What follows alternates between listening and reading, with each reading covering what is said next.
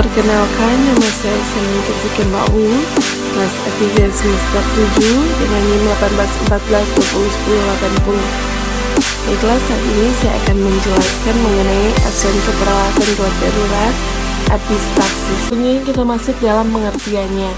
Epistaksis adalah satu keadaan pendarahan dari hidung yang keluar melalui lubang hidung akibat kelalaian lokal pada rongga hidung ataupun karena kelainan yang terjadi di tempat lain dari tubuh. Mimisan terjadi pada hidung karena hidung punya banyak masalah, banyak pembuluh darah, terutama di balik lapisan tipis kupingnya. Kita masuk dalam etiologi. Di etiologi itu terdapat dua, ada etiologi lokal, ada juga etiologi sistemik. Untuk etiologi lokal, yang pertama ada trauma lokal, ada tumor, ada idiopati. Dan untuk etiologi sistemik ada hipertensi, ada kelainan pendarahan, dan juga ada infeksi. Selanjutnya di manifestasi klinis, darah keluar dari hidung dengan menetes atau mengalir dengan deras. Darah dapat juga keluar lewat lubang bagian belakang yang terus-menerus mengalir pada mulut. Darah seperti muntahan darah.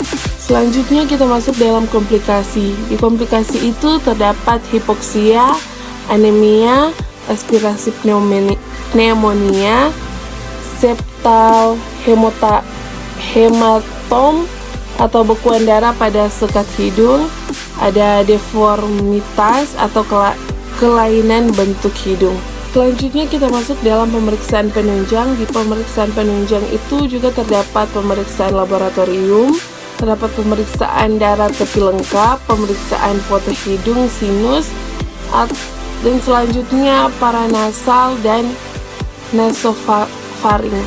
Ini kita masuk dalam penata laksanaan.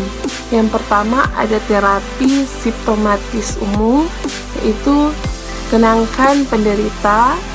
Jika penderita khawatir pendarahan akan bertambah hebat, sumbat hidung dengan kapas dan kuping hidung ditepis sekitar 10 menit. Selanjutnya ada juga terapi lokal, buang gumpalan darah dari hidung dan tentukan lokasi pendarahan, pasang tampon anterior yang telah dibasahi dengan adrenalin dan lidokain untuk menghentikan pendarahan dan mengurangi rasa nyeri. Ada juga pembedahan, ada edukasi pasien, hindari cuaca panas dan kering, hindari makanan yang pedas dan panas, bermanfaat dengan mulut terbuka, dan yang terakhir ada menghentikan pendarahan. Sekarang kita masuk dalam asuhan keperawatan, yaitu ada pengkajian, ada biodata, nama, umur, alamat, suku bangsa, pendidikan, pekerjaan, ada riwayat penyakit sekarang, keluhan utama, riwayat penyakit dahulu, dan riwayat keluarga. Selanjutnya ada pemeriksaan fisik, yaitu status kesehatan umum, keadaan umum, tanda-tanda vital, kesadaran, dan juga ada pemeriksaan fisik dan fokus hidung. Diagnosa yang diambil yaitu yang pertama nyeri akut, dan yang kedua bersihan jalan nafas tidak efektif. Untuk nyeri akut, untuk intervensinya kaji tingkat nyeri pasien, jelaskan sebab dan akibat pada nyeri pasien serta keluarga, ajarkan teknik relaksasi, dan observasi tanda-tanda vital dan keluhan pasien. Untuk bersihan jalan nafas tidak efektif yaitu kaji bunyi dan kedalaman pernafasan dan gerakan dada, catat kemampuan pengeluaran mukosa atau batuk efektif, berikan posisi flower atau semi flower tinggi, bersihkan sekret dari mulut dan trakea, pertahankan masuknya cairan.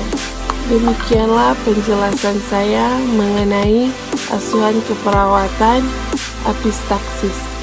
Semoga boleh bermanfaat bagi kita semua.